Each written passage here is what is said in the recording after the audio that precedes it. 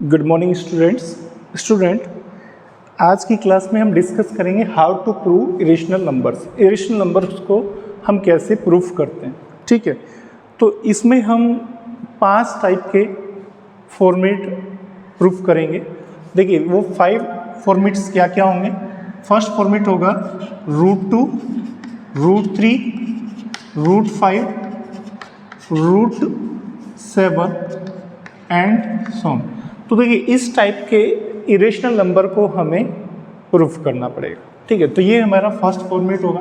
Second format क्या होगा जिसमें हमें इरेशनल नंबर को प्रूफ करना होगा, तो इन सब के रेसिप्रोकल, तो उसमें हमें क्या प्रूफ करना पड़ेगा, 1/√2 इज एन इरेशनल नंबर, ये हमें प्रूफ करना है। या फिर हमें क्या प्रूफ करना है, 1/√3 इज एन इरेशनल नंबर, या फिर 1/√5 is an irrational number and so on. तो इस टाइप के इरेशनल नंबर को हमें प्रूफ करना पड़ेगा। उसके बाद थर्ड फॉर्मेट में हमें किस टाइप के इरेशनल नंबर को प्रूफ करना पड़ेगा, जैसे इसके ऊपर देखिए यहाँ पर हमने अभी केवल 1 लिया, तो यहाँ पर कोई भी इंटीजर ले सकते हैं। जैसे 5/√2 को हमें इरेशनल प्रूफ करना है। ठीक है, 7/√3 को हमें इरेशनल प्रूफ करना है, 2/√5 को इरेशनल प्रूफ करना है। तो इस टाइप के इरेशनल नंबर को भी हमें प्रूफ करना है। ठीक है, तो ये हमारा थर्ड टाइप का फॉर्मेट है।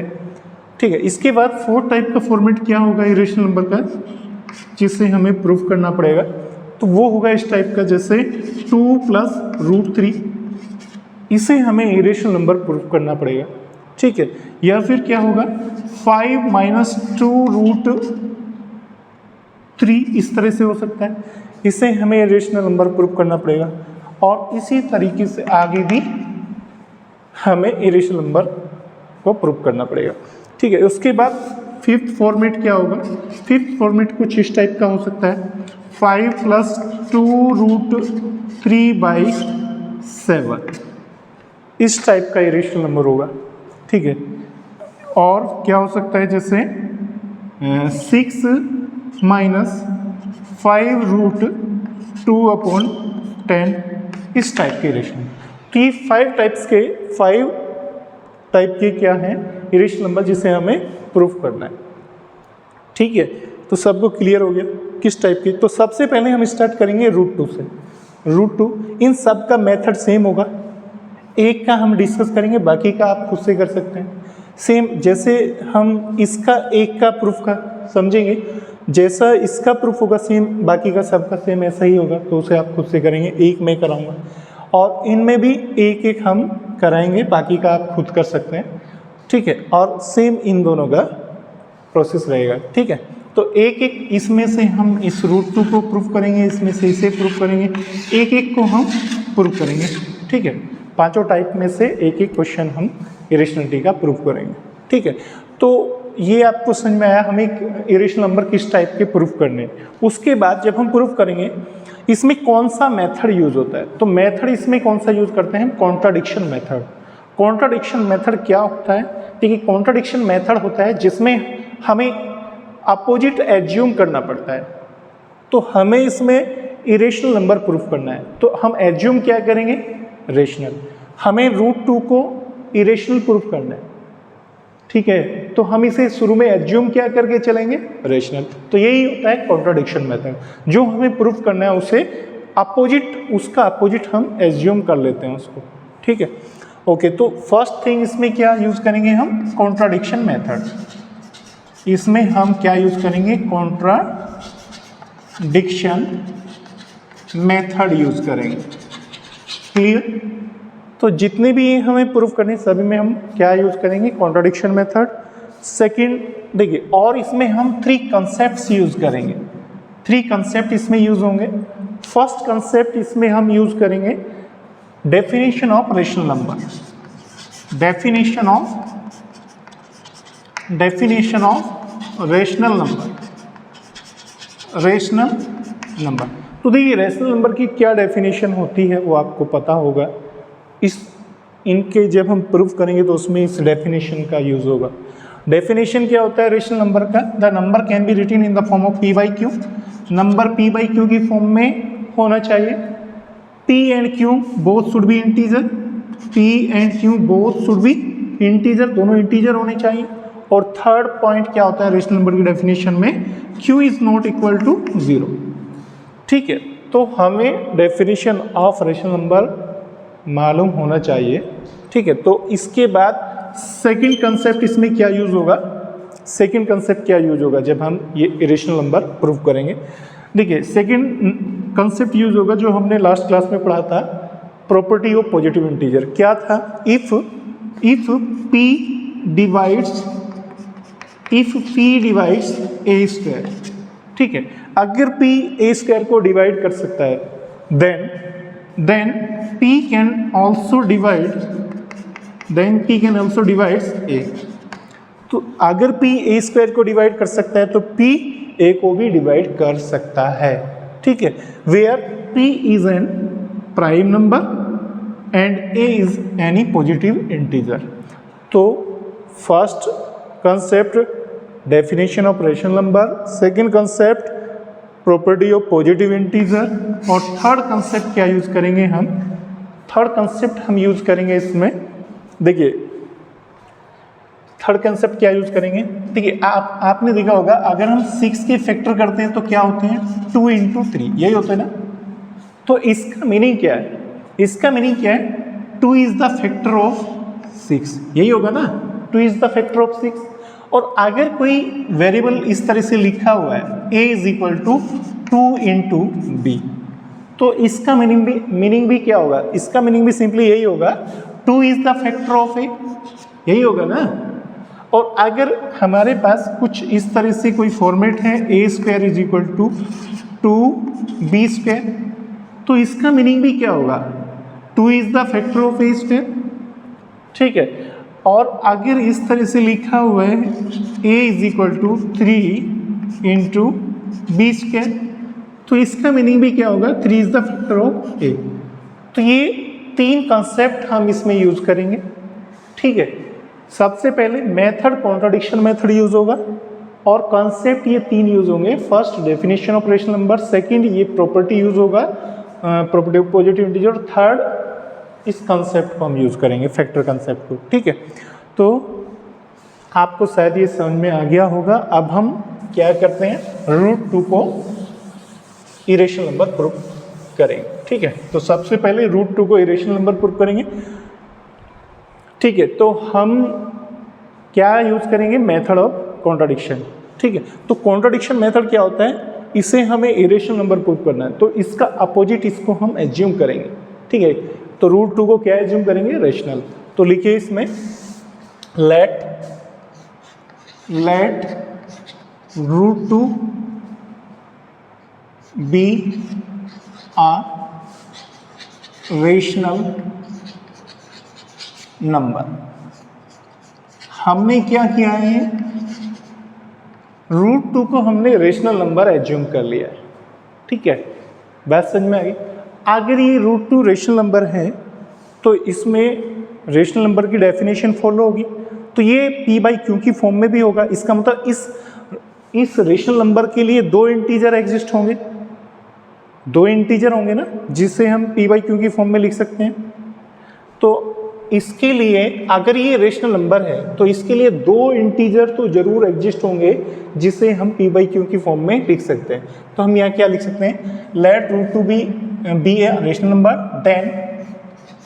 देन तो इस रेशनल नंबर के लिए 2 इंटीजर एग्जिस्ट होंगे, देन देयर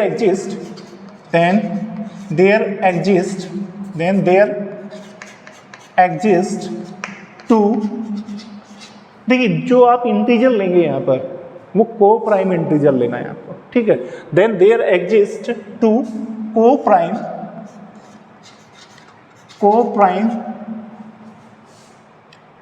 इंटीजर्स, को प्राइम इंटीजर। देखिए इस वर्ड को याद रखना, को प्राइम इंटीजर्स ही आपको लेना है। देन देयर एग्जिस्ट 2 को prime integers p and q। तो देखिए √2 हमने इरेशनल नंबर ले लिया, तो इसके लिए 2 इंटीजर हमारे पास आ जाएंगे। कौन कौन से, p एंड q आ जाएंगे। ठीक है, सच दैट ये दोनों इंटीजर कैसे होंगे, सच दैट ये दोनों इंटीजर कैसे होंगे, √2 इज इक्वल टू, ये √2 किसके इक्वल होगा, p/q के इक्वल होगा, p/q के इक्वल होगा, क्योंकि ये तो रेशनल नंबर हमने ले लिया है ना, तो रेशनल नंबर होगा तो ये p/q की फॉर्म में होगा, और इसका p/q फॉर्म क्या होगा, ये होगा, ठीक है। और इसमें p एंड q क्या है, देखिए डेफिनेशन क्या होता है रेशनल नंबर का, number should be written in the form of p/q, तो ये p/q की फॉर्म में है।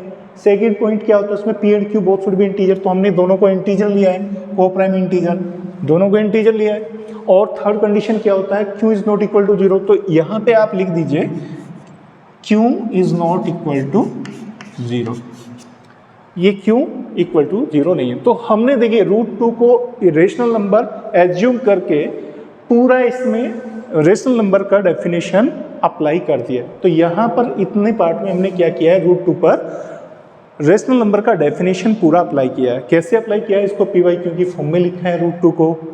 सेकेंड, p एंड q दोनों हमने इंटीजर लिया है, इंटीजर्स लिया है। थर्ड, हमने q को 0 के इक्वल नहीं लिया है, तो पूरा हमने इसमें रेशनल नंबर का डेफिनेशन अप्लाई कर दिया। ठीक है, बात समझ में आ गई। अब देखिए इसके बाद it implies that, cross multiply कीजिए, क्रॉस मल्टीप्लाई करेंगे, इसके नीचे 1 ले सकते हैं, तो 1 का क्रॉस मल्टीप्लाई 1 और p का होगा तो क्या आ जाएगा, p इज इक्वल टू, दोनों का क्रॉस मल्टीप्लाई होगा तो ये हो जाएगा √2 इंटू, देखिए यहाँ पे मल्टीप्लाई का साइन ले सकते हैं आप, इंटू q, क्रॉस मल्टीप्लाई करेंगे तो ये आ जाएगा। ठीक है, अब क्या करेंगे, स्क्वायरिंग बोथ साइड, दोनों साइड का स्क्वायर कीजिए, squaring both side, squaring both sides, we get, दोनों साइड का स्क्वायर कर दीजिए, लेफ्ट हैंड साइड का स्क्वायर करेंगे p² आ जाएगा, राइट हैंड साइड का स्क्वायर करेंगे, देखिए √2 का स्क्वायर क्या होता है 2 इंटू q का स्क्वायर क्या होता है q²। ठीक है, दोनों साइड का स्क्वायर हो गया, इसे आप इक्वेशन नंबर 1 लिख सकते हैं। ठीक है, हमने दोनों साइड का स्क्वायर कर दिया। अब आप देखो, अब हम यहाँ पर इस स्टेटमेंट में कौन सा कंसेप्ट यूज़ करने वाले हैं, जो मैंने बताया था आपको, 3 कंसेप्ट मैंने बताए थे जो हम यूज़ करेंगे, definition of rational number, property of positive integer, और थर्ड मैंने डिवाइड वाला, फैक्टर वाला एक कंसेप्ट बताया था। तो इसमें हम क्या हम कंसेप्ट यूज़ कर सकते हैं, तो देखिए यहाँ पर एक नंबर है हमारे पास p², ये p² एक नंबर है, और इस नंबर को हमने 2 फैक्टर्स की फॉर्म में लिखा हुआ है, फर्स्ट फैक्टर 2 और सेकंड फैक्टर q²। जैसे इस टाइप का नंबर होता है 6 को हम क्या लिख सकते हैं, 6 इज इक्वल टू 2 इंटू 3, तो यहाँ पे भी p² क्या लिखा हुआ है, p² is equal to 2 into q²। तो इसका मतलब क्या होता है, 2 इज द फैक्टर ऑफ 6, यही होता है ना, 2 इज द फैक्टर ऑफ 6। तो यहाँ पर क्या होगा, 2 is the factor of p² होगा या नहीं होगा, बताइए, 2 is the factor of p² कह सकते हैं। तो हम यहाँ पे क्या लिखेंगे, हम यहाँ पर क्या लिखेंगे, देखिए इस स्टेटमेंट का मीनिंग क्या है, इस स्टेटमेंट से हमें क्या क्या रिजल्ट मिलेगा, 2 is the factor of, 2 is the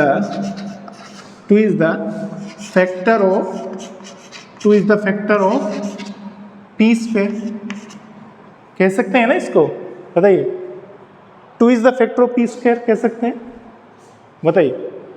okay, अब देखो अगर ये 2 p² का फैक्टर है तो हम इसे ऐसे भी लिख सकते हैं, 2 divides p²। It implies that अगर 2 p² का फैक्टर है, अगर देखिए ऐसे लिखते हैं ना, अगर ये 2 6 का फैक्टर है तो ये 2 6 को डिवाइड कर सकता है ना, तो इट मीन्स 2 डिवाइड्स p², ये 2 p² को डिवाइड कर सकता है। और देखिए मैंने अभी आपको एक सेकेंड मैंने बताया था, जो सेकेंड कंसेप्ट हम यूज करेंगे, if p divides a² then p divides a, तो वही कंसेप्ट यहाँ पे यूज करेंगे, 2 डिवाइड्स p²। अगर 2 p² को डिवाइड कर सकता है तो अगर 2 p² को डिवाइड कर सकता है तो 2p को भी तो डिवाइड कर सकता है ना, तो क्या लिखेंगे, it implies that 2 divides p। ठीक है, बात समझ में आ गई, 2 डिवाइड्स p। ठीक है, अब देखिए वहाँ पर जब हम बोलते थे p divides a square then p divides a, तो ये p क्या होता था? प्राइम नंबर होता था। और ये a क्या होता था? कोई भी इंटीजर हो सकता है। तो यहाँ पे भी तो सेम वही है ना। ये 2 क्या है? ये 2 क्या है? प्राइम नंबर है ना। 2 प्राइम नंबर होता है, 3 प्राइम नंबर होता है। 2 डिवाइड्स p स्क्वायर। और ये p क्या है? इंटीजर। हमने p को तो इंटीजर लिया है ना, p को इंटीजर लिया है और 2 ये प्राइम नंबर आपको दिख रहा है। तो वही इसमें थ्योरम हो गया ना ये, 2 divides p square then 2 divides p, where 2 is a prime number and p is any integer. अब देखिए 2 डिवाइड्स p, इसे आप स्टेटमेंट नंबर 2 लिख लीजिए। एक स्टेटमेंट हमारे पास आ गया है 2 डिवाइड्स p, ये 2p को डिवाइड कर सकता है, ठीक है। अब देखिए अगर 2p को डिवाइड कर सकता है, ठीक है, एक बात समझिए, अगर मैं आपसे बोलता हूँ 3 डिवाइड्स 12, 3 12 को डिवाइड कर सकता है, मैं ये आपको बोल रहा हूँ, ठीक है। तो इसका मीनिंग क्या होगा? इसका मीनिंग यही होगा ना, 12 इज इक्वल टू 3 इंटू यहाँ पर एक और इंटीजर होगा कोई। अगर मैं आपसे बोलता हूँ 3 डिवाइड्स 12, 3 12 को डिवाइड कर सकता है, तो मैं ऐसे लिख सकता हूँ ना, 12 इज इक्वल टू 3 इंटू यहाँ पर कोई भी दूसरा इंटीजर होगा, कोई भी इंटीजर हो सकता है, ठीक है। वैसे तो यहाँ पर 4 होगा, लेकिन 4 को हम क्या लिख सकते हैं? Suppose a। तो देखिए अगर मैं आपसे बोलता हूँ 3 डिवाइड्स 12, तो इसको हम कैसे लिख सकते हैं? 12 is equal to 3 into a, where a is a positive integer. तो देखिए जब मैंने यहाँ पे ये बोला है 2 डिवाइड्स p, इसका मतलब क्या है? 2 क्या है? p का एक फैक्टर है ना, 2 क्या है? p का फैक्टर। तो हम इसे कैसे लिख सकते हैं? It implies that p is equal to, देखिए 2 क्या है? p का फैक्टर है, तो p इज इक्वल टू क्या होगा? 2 इंटू, तो p के फैक्टर क्या होंगे? p का एक फैक्टर तो 2 हमने यहाँ पे बता दिया है, और भी इसका कोई फैक्टर हो सकता है, तो यहाँ पर हम ले सकते हैं a, ठीक है। p is equal to 2 into a, side में लिख दीजिए where a is any integer, where a is a integer, a कोई इंटीजर है, ठीक है। तो p इज इक्वल टू क्या है? 2a। बात समझ में आ गई? अब देखो इस p की वैल्यू को हम कहाँ पर पुट करेंगे? इक्वेशन 1 में पुट करेंगे। अब देखो putting the value of p is equal to 2a in equation 1, we get, equation 1 में पुट कीजिए, p is equal to 2a को इक्वेशन 1 में पुट कर दीजिए। तो देखिए जब हम इसे इक्वेशन 1 में पुट करेंगे तो p के प्लेस पर हम पुट कर सकते हैं 2a का स्क्वायर आ जाएगा, 2a square is equal to 2q square, ऐसे लिख सकते हैं, ठीक है। हमने क्या किया? p के प्लेस पर 2a पुट किया है, तो 2a का स्क्वायर आ जाएगा is equal to 2q square. अब देखो 2 का स्क्वायर 4, a का स्क्वायर a स्क्वायर होगा is equal to 2q square. Clear? It implies that, देखिए 2 को इधर अपॉन में ले आइए, 4a square upon 2 is equal to q square, 2 2 जा 4, तो ये आ जाएगा 2a square is equal to q square. इससे आप ऐसे लिखिए, q स्क्वायर को लेफ्ट में ले आइए, q square is equal to 2 into a square, ऐसे लिख सकते हैं। फिर से वही फॉर्मेट बन गया है यहाँ पर, क्या फॉर्मेट बन गया? ये वाला 6 इज इक्वल टू 2 इंटू 3 वाला फॉर्मेट बन गया। एक नंबर है इधर लेफ्ट में 6 और उसके इधर 2 फैक्टर हैं, तो हम क्या बोल सकते हैं इसको? 2 इज द फैक्टर ऑफ 6। तो यहाँ पर देखिए q स्क्वायर के 2 फैक्टर है, एक 2 है और एक ये a स्क्वायर है, तो हम यहाँ पर क्या बोल सकते हैं? 2 is the factor of q square बोल सकते हैं ना। It implies that 2 is the factor of q square, ठीक है। तो ये जो 2 है वो क्या है? q स्क्वायर का फैक्टर है, ठीक है। अगर ये 2q² का फैक्टर है तो हम क्या कह सकते हैं, 2 divides u²। It implies that 2 divides q², ये 2q² को डिवाइड कर सकता है। और अगर कोई प्राइम नंबर, ये 2 प्राइम नंबर है ना, अगर कोई भी प्राइम नंबर किसी इंटीजर के स्क्वायर को डिवाइड कर सकता है तो वही प्राइम नंबर उस इंटीजर को भी डिवाइड कर सकता है। 2 डिवाइड्स q, ऐसे लिख सकते हैं ना, अगर 2q² को डिवाइड कर सकता है तो 2q को भी डिवाइड कर सकता है। ठीक है, ठीक है, बात समझ में आ गया। तो यहां पर ये क्या आ जाएगा हमारे पास, स्टेटमेंट नंबर 3, स्टेटमेंट नंबर 3। तो देखिए हमने यहाँ पर 2 स्टेटमेंट यहाँ पर बनाए हैं। एक स्टेटमेंट हमने यहाँ पर स्टेटमेंट नंबर 2 बनाया है, एक स्टेटमेंट हमने यहाँ पर स्टेटमेंट नंबर 3 बनाया है। अब देखो इन दोनों स्टेटमेंट को ध्यान से देखो, 2 डिवाइड्स p, ये जो 2 है ये p को डिवाइड कर सकता है।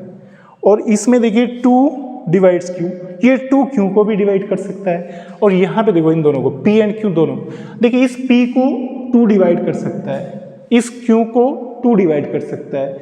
इसका मतलब क्या है, 2 इन दोनों को डिवाइड कर सकता है, p को भी और q को भी। इसका मतलब क्या है, ये जो 2 है ना, ये 2 p एंड q का कॉमन फैक्टर है।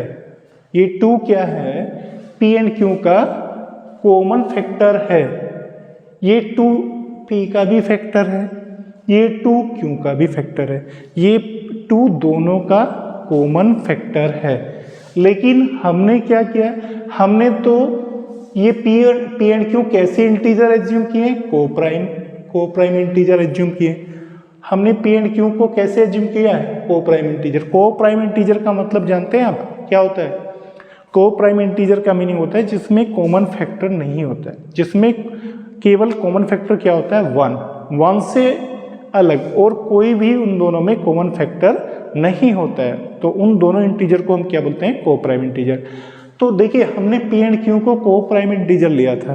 को प्राइम का मतलब इन दोनों में कोई भी कॉमन फैक्टर नहीं होगा। लेकिन यहाँ तो दोनों में कॉमन फैक्टर आ गया 2, ये तो दोनों में कॉमन फैक्टर आ गया ना 2, और ऊपर हमने एज्यूम किया दोनों में कॉमन फैक्टर 2 कुछ नहीं है, लेकिन नीचे शो हो गया दोनों में कॉमन फैक्टर 2 है। तो इसका मीनिंग क्या है, जो हमने एज्यूम किया हुआ है ना, ऐसे देखिए ये कॉन्ट्राडिक्शन बन गया, विरोध बन गया। कॉन्ट्राडिक्शन कैसे बन गया, कॉन्ट्राडिक्शन, हमने ये कॉन्ट्राडिक्शन क्यों पैदा हुआ, ये कॉन्ट्राडिक्शन पैदा हुआ हमारे रोंग अजम्पशन की वजह से। हमारा रोंग अजम्पशन क्या था, हमने जो √2 को रेशनल नंबर एज्यूम किया था, ये हमारा रोंग अजम्पशन था। ठीक है, इसका मतलब ये जो √2 है ये रेशनल नंबर नहीं होगा, ये क्या होगा, इरेशनल नंबर होगा। अब देखिए इसको थोड़ा सा, इसको नीचे, इसको कैसे लिखना है वो थोड़ा समझ लीजिए।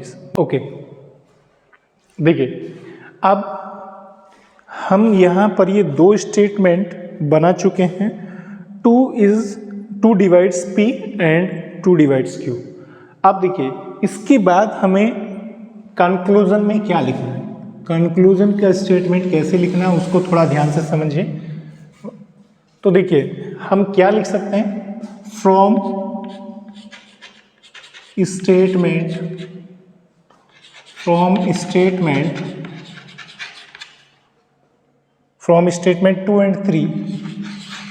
2 and 3 we find that इन दोनों स्टेटमेंट से हमें क्या फाइंड होगा, 2 is the common factor of 2 is the common factor of p and q। 2 is the common factor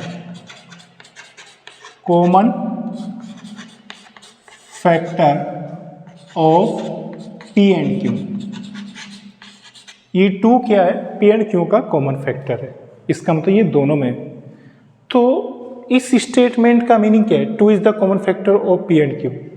तो ये जो स्टेटमेंट है ये इस स्टेटमेंट का जस्ट अपोजिट है ना, पी एंड क्यू को prime integers P and Q, ये पी एंड क्यू को हमने को प्राइम इंटीजर एज्यूम किया था और यह हम क्या लिख रहे हैं, 2 is the common factor of P and Q. और जबकि पी एंड क्यू दोनों क्या है, को प्राइम है, को प्राइम का तो कोई कॉमन फैक्टर 2 हो ही नहीं सकता। उन दोनों देखिए को प्राइम इंटीजर्स का कॉमन फैक्टर केवल 1 होता है, बाकी और कुछ नहीं होता। ठीक है, तो हम यहाँ पे क्या लिख सकते हैं, 2 is the common factor of P and q. This statement,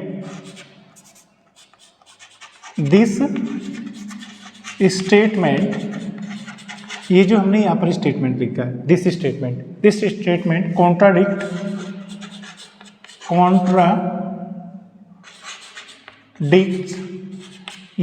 statement contradiction कर रहा है, विरोध कर रहा है। This statement contradicts to the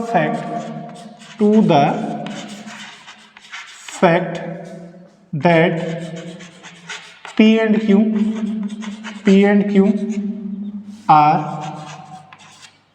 Q are coprime integers. तो देखिए ये जो स्टेटमेंट हमने यहाँ पे लिखा है, ये वाला स्टेटमेंट, इस स्टेटमेंट का क्या किया है, विरोध किया है, कॉन्ट्राडिक्ट किया है। ठीक है, this statement contradict to the fact that p and q are coprime integers. ठीक है, अब ये कॉन्ट्राडिक्शन क्यों अराइज हुआ है, क्यों आया है यहाँ पर कॉन्ट्राडिक्शन, तो लिखिए this contradiction arises due to our wrong assumption. This contradiction arises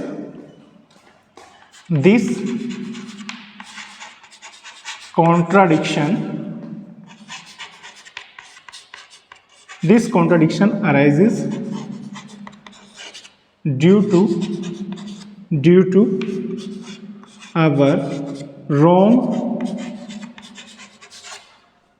assumption. ये कॉन्ट्रडिक्शन क्यों यहाँ पर आया, हमारे रॉन्ग अजम्पशन की वजह से। इसका मतलब जो हमने एज्यूम किया था वो रॉन्ग एज्यूम किया था।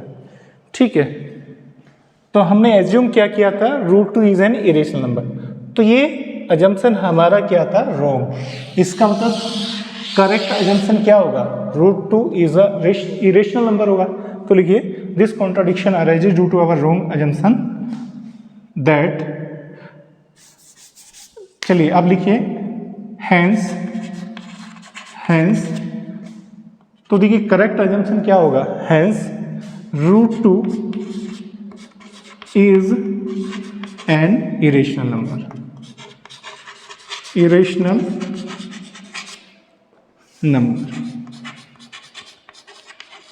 ठीक है, यहां पे लिख दिए हैंस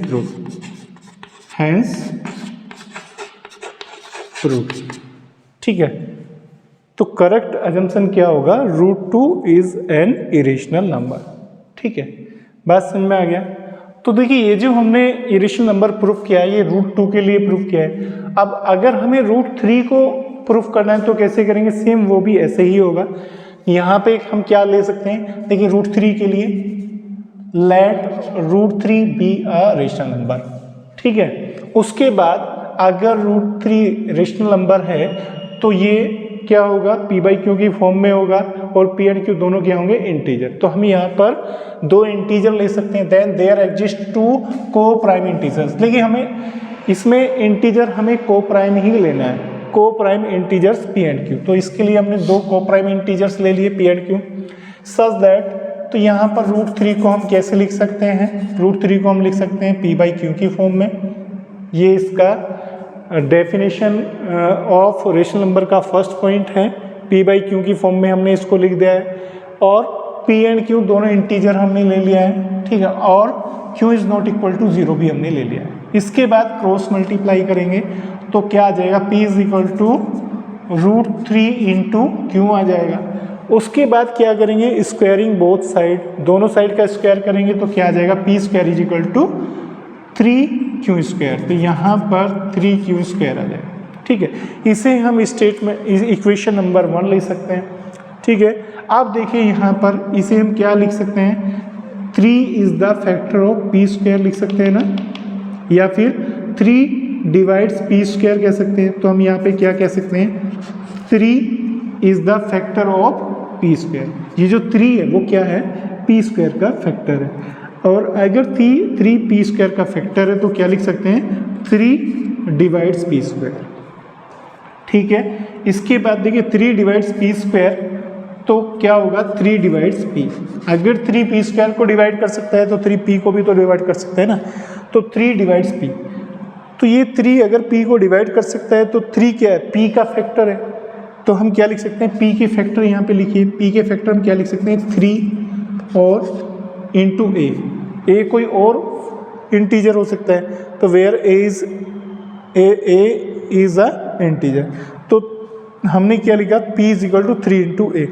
आप देखिए इस वैल्यू को, p की जो वैल्यू हमने यहाँ पर फाइंड की है 3 है, इसे हम इक्वेशन नंबर 1 में पुट करेंगे। Putting the value of p is equal to 3a in equation 1 we get. अब इसे इक्वेशन 1 में पुट कर दीजिए। p के प्लेस पर आप क्या पुट करेंगे, 3a का स्क्वायर हो जाएगा is equal to 2q square. 3 का स्क्वायर कितना होता है, 9, तो यहाँ पर 9 आ जाएगा।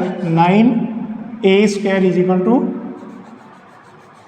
ठीक है, इधर भी तो 3 है ना, इधर भी 3 है, यहाँ पर आ जाएगा ये 3q स्क्वायर। अब इस 3 को अपॉन में लाएंगे, इस 3 को यहाँ पर अपॉन में ले आएंगे। देखिए इसे इतना कर देते, तो हम क्या लिख सकते हैं, 9a square upon 3 is equal to q square. ठीक है, 3 से डिवाइड कीजिए, 3 3 जा 9, तो ये क्या आ जाएगा, 3a square is equal to q square. Q square को लेफ्ट में ले आइए, q square is equal to 3a square.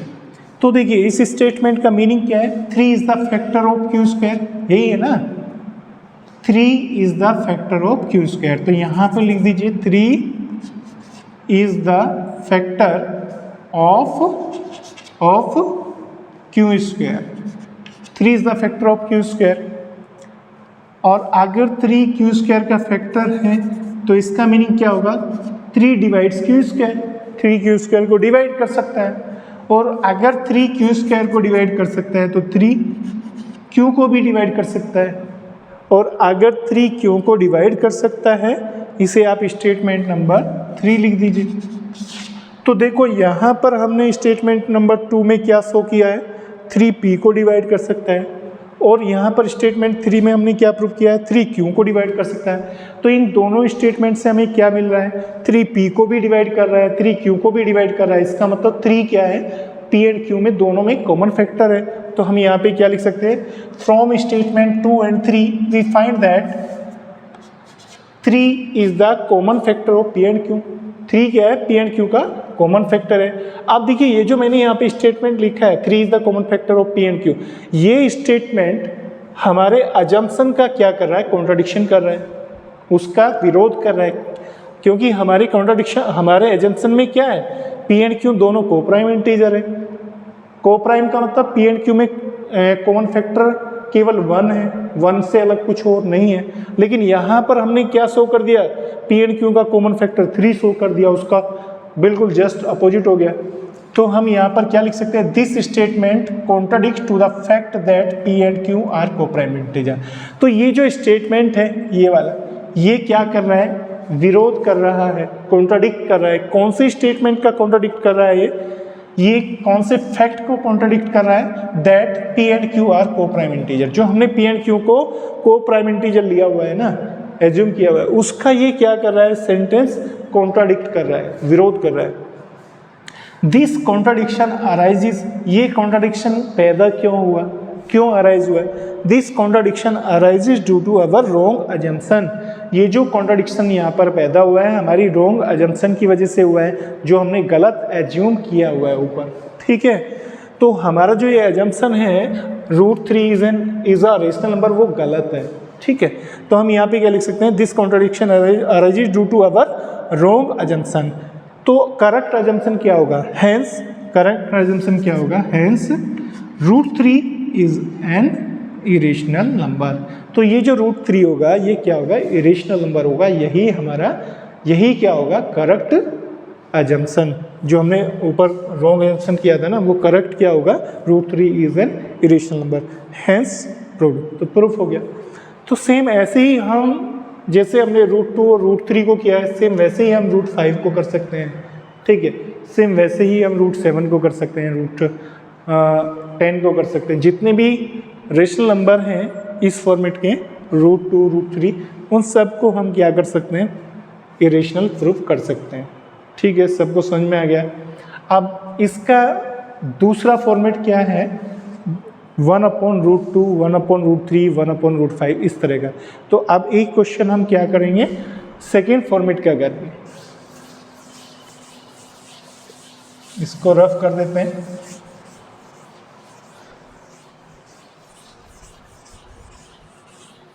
देखिए सेकेंड फॉर्मेट में हमें क्या प्रूफ करना, देखिए हमें सपोज 1/√5 को इरेशनल प्रूफ करना है। किसको प्रूफ करना है, 1/√5 को। तो कॉन्ट्राडिक्शन मेथड यूज करेंगे, तो उसका अपोजिट हम उसे अज्यूम करेंगे। तो हम क्या अज्यूम करेंगे, लेट 1/√5 इज अ रैशनल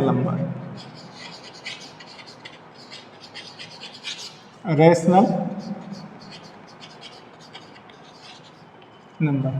हमें क्या करना है, 1/√5 को इरेशनल प्रूफ करना है, ठीक है। लेकिन हमने इसको एज्यूम क्या कर लिया है, रेशनल एज्यूम कर लिया है। तो अगर हमने इसको रेशनल एज्यूम किया है, तो रेशनल की जो डेफिनेशन होती है उसमें जो तीनों पॉइंट होते हैं, वो तीनों पॉइंट हमें इसमें शो करने पड़ेंगे। तो क्या लिखेंगे, then there exist two coprime integers.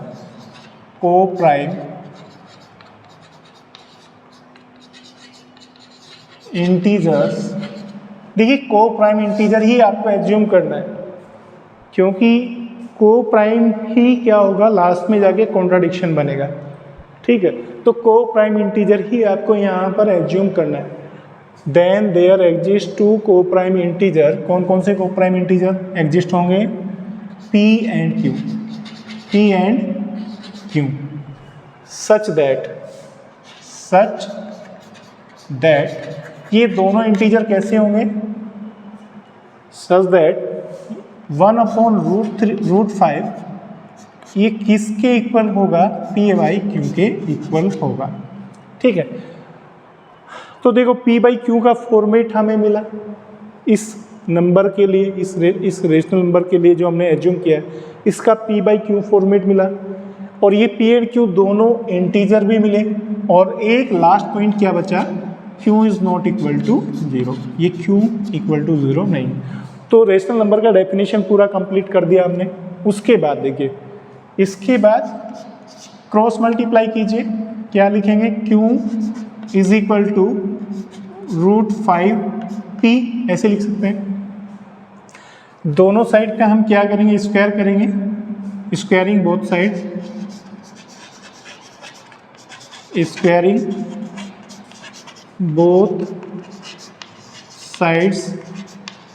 We get, दोनों साइड का स्क्वायर कीजिए। Q square is equal to √5 का स्क्वायर 5 होगा, P का square P square. Equation number 1 आ गए। अब आप मुझे ये बताइए, ये जो इक्वेशन लिखा हुआ है यहाँ पर देखिए, ये Q स्क्वायर एक नंबर है। इस नंबर के इधर आपको दो फैक्टर दिख रहे हैं, कौन कौन से, एक तो P दिख रहा है, और एक तो 5 है, और दूसरा क्या है, P स्क्वायर। तो इसका मीनिंग क्या है, 5 is the factor of Q square होगा ना। क्या लिख सकते हैं, 5 is the factor of Q square. ये जो 5 है ना, ये Q स्क्वायर का फैक्टर है, ठीक है ना। अगर इस टाइप का फॉर्मेट होता है 6 = 2 × 3, इसका मीनिंग क्या होता है, 2 इज द फैक्टर ऑफ 6 ना। तो सेम वही तो फॉर्मेट है, 5 is the factor of Q square, ठीक है। 5 is the factor of Q square. अगर 5 Q स्क्वायर का फैक्टर है तो क्या होगा, 5 Q स्क्वायर को डिवाइड कर सकता है। तो क्या लिख सकते हैं, it implies that 5 divides Q square, तो ये तो 5 क्यू स्क्वायर को डिवाइड कर सकता है, और अगर 5 क्यू स्क्वायर को डिवाइड कर सकता है तो 5 क्यू को भी डिवाइड कर सकता है। It implies that 5 divides Q. इसे आप स्टेटमेंट नंबर 2 ले लीजिए। यहाँ पर ये इक्वेशन है और ये स्टेटमेंट है, तो 5 क्यू को डिवाइड कर सकता है। एक स्टेटमेंट हमने प्रूफ किया, अभी हमें एक स्टेटमेंट और प्रूफ करना है जिसमें हम शो करेंगे 5 डिवाइड्स पी। अभी तो हमने 5 डिवाइड्स क्यू प्रूफ किया है, अभी क्या प्रूफ करना बाकी है, 5 डिवाइड्स पी। तब हम दोनों में कॉमन फैक्टर क्या शो करेंगे, 5। तब दोनों में पी एंड क्यू में कॉमन फैक्टर क्या शो हो जाएगा, 5। तो देखो, अब ध्यान से देखो इस स्टेटमेंट को हमें कैसे लिखना है। देखिए 5 डिवाइड्स क्यू का मीनिंग क्या है, ये जो 5 है ना, ये क्यू का फैक्टर है, यही तो मीनिंग है ना।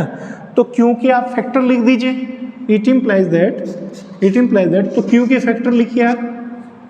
5 डिवाइड्स क्यू का मीनिंग क्या है, 5 is the factor of Q, तो क्यू के फैक्टर लिखो। क्यू के फैक्टर क्या होंगे, एक फैक्टर तो पी होगा, सॉरी एक फैक्टर तो 5 होगा, और बाकी जो फैक्टर है वो हमें मालूम नहीं है, तो बाकी को आप यहाँ पर ए लिख दीजिए।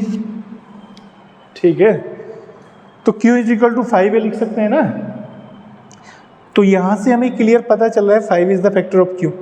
ये जो स्टेटमेंट है ना, वही तो हमने यहाँ पे लिखा है। अब देखो, अब इस Q की वैल्यू को, Q की वैल्यू क्या है, 5 है, इसे कहाँ पर पुट करेंगे, इक्वेशन 1 में पुट करेंगे। ठीक है, putting the value of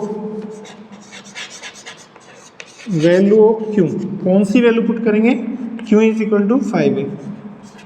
in equation 1 we get, equation 1 में पुट कर दीजिए, इक्वेशन 1 में पुट कर दीजिए, इक्वेशन 1 में पुट कर दीजिए।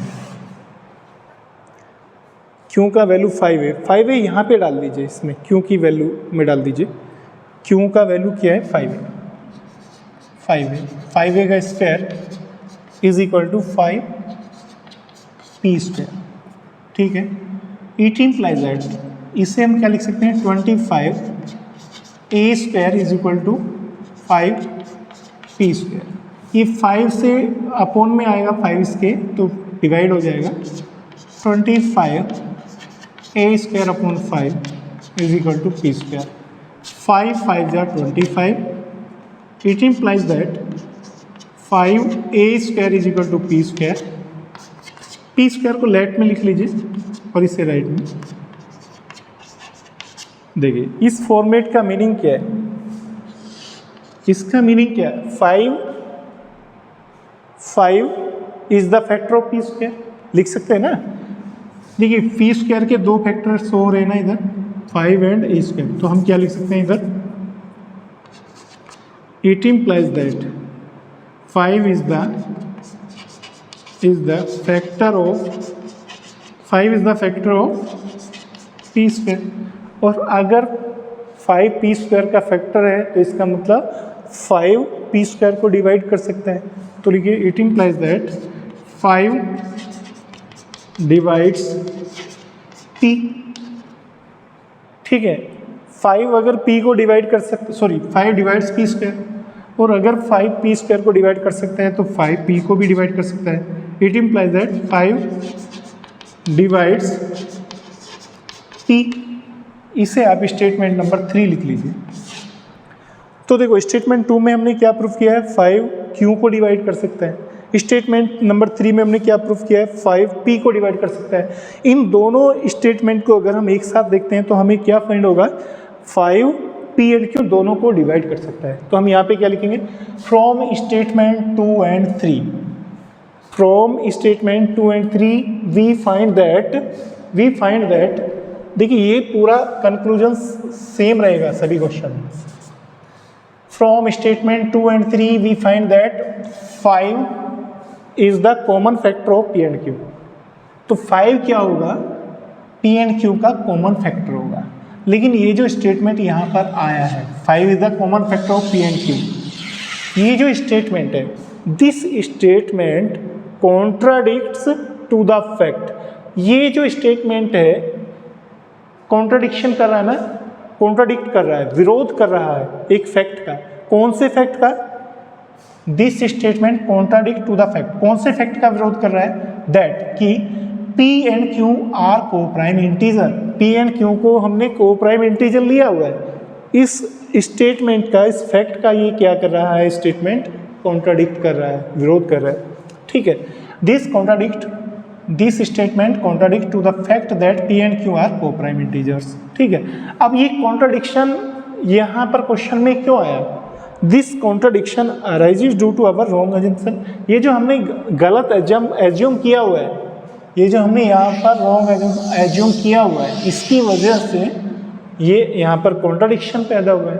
ठीक है, तो this contradiction arises due to our wrong assumption. ठीक है, ये हमारा जो अजम्पशन है ना क्वेश्चन में ऊपर, वो रॉन्ग है, तो सही करेक्ट एजम्पशन क्या होगा? हैंस, तो हैंस में हम क्या लिख सकते हैं? Hence 1/√5 is an irrational number. तो ये जो 1/√5 होगा ना, ये क्या होगा? इरेशनल नंबर होगा, रेशनल नहीं होगा। ये जो हमने ऊपर रेशनल इसको एज्यूम किया था ना, और उसके अकॉर्डिंग हमने कैलकुलेशन किया था, वो कैलकुलेशन आगे आके क्या, आगे जाकर क्या हो गया? कॉन्ट्राडिक्शन पैदा कर दिया उसने। तो इट मीन्स ये जो 1/√5 है, ये रेशनल नहीं होगा, ये क्या होगा? रेशनल होगा, सॉरी इरेशनल होगा। Hence 1/√5 is an irrational number.